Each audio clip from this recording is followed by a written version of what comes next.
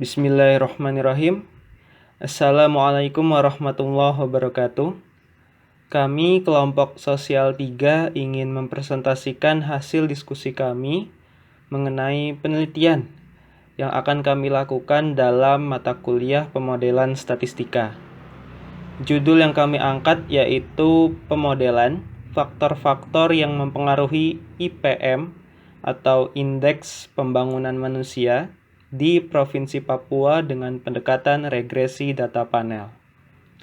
Kelompok kami sendiri terdiri dari saya, yaitu Ahmad Yusuf Al-Badri, Sholifah Ayu Kusuma, dan Safira Yudisia Faradila. Khusus pada kesempatan kali ini kami akan memaparkan bab 1 pendahuluan kami untuk penelitian ini. Latar belakang pembangunan. Pembangunan merupakan usaha atau proses untuk melakukan perubahan ke arah yang lebih baik. Pembangunan harus mencerminkan perubahan total dari suatu masyarakat tanpa mengabaikan keragaman kebutuhan dasar dan keinginan individu maupun kelompok sosial di dalamnya. Tolak ukur keberhasilan pembangunan. United Nations Development Program atau yang biasa disingkat dengan UNDP menerbitkan suatu indikator keberhasilan pembangunan, yaitu Indeks Pembangunan Manusia atau IPM, atau dengan sebutan lainnya dalam bahasa Inggris yaitu Human Development Index atau HDI.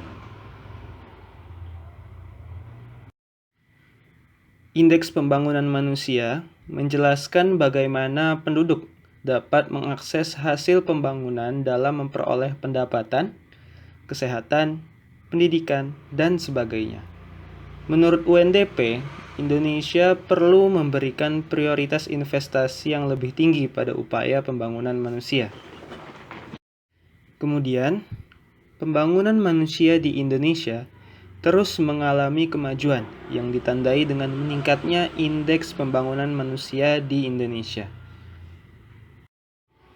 Berdasarkan berita resmi statistik oleh Badan Pusat Statistik tahun 2020, mengungkapkan secara umum bahwa pembangunan manusia Indonesia terus mengalami kemajuan selama periode 2010 hingga 2019.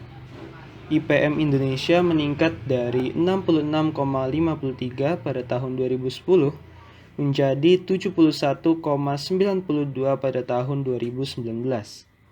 Selama periode tersebut, IPM Indonesia rata-rata tumbuh sebesar 0,87% per tahun dan meningkat dari level sedang menjadi tinggi mulai tahun 2016. Dalam publikasi yang diterbitkan BPS pada tahun 2018 yang berjudul Indeks Pembangunan Manusia 2017, disebutkan bahwa pada beberapa kasus, wilayah yang memiliki IPM rendah justru menunjukkan tren pertumbuhan IPM yang cukup cepat atau sebagai top mover.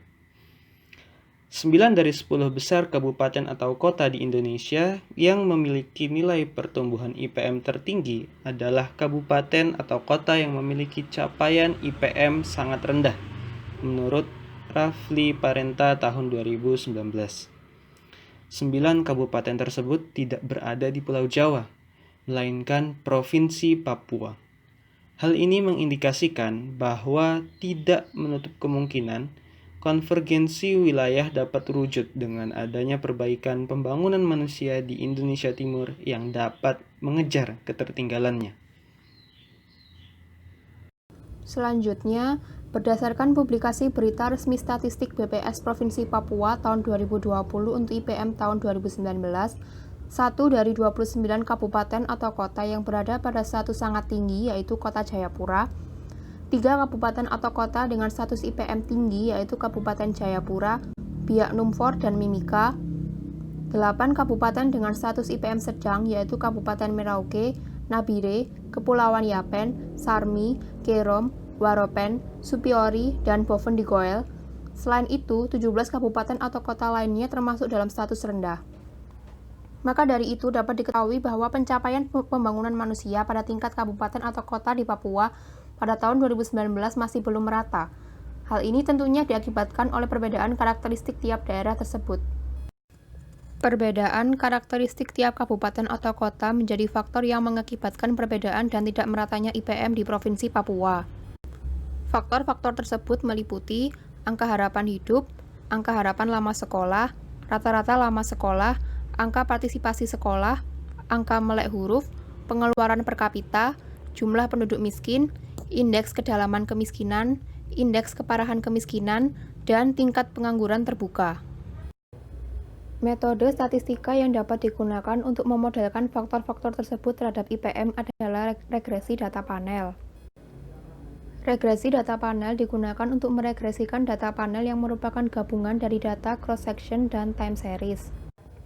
Penggunaan data panel memiliki beberapa keuntungan.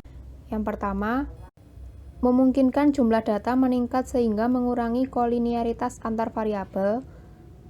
Yang kedua, data panel merupakan gabungan dari data cross-section dan time series sehingga lebih bervariasi dan dapat mengurangi masalah yang muncul apabila ada variabel yang dihilangkan.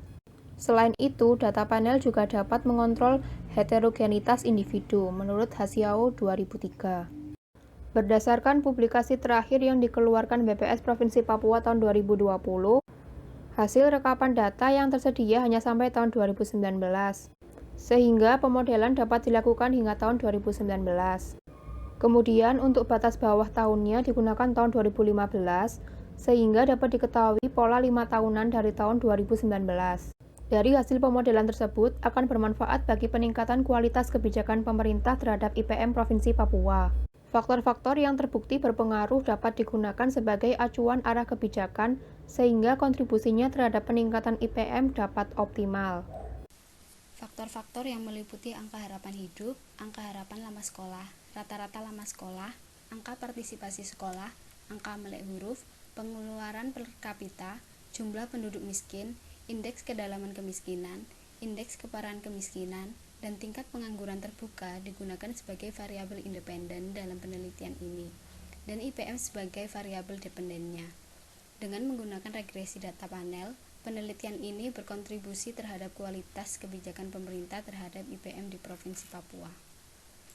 Rumusan masalah dari penelitian ini yaitu, yang pertama, bagaimana mendeskripsikan gambaran umum data IPM di Provinsi Papua periode 2015-2019. Yang kedua, bagaimana menganalisis dan memodelkan faktor-faktor yang berpengaruh signifikan terhadap IPM di Provinsi Papua periode 2015-2019 menggunakan regresi data panel.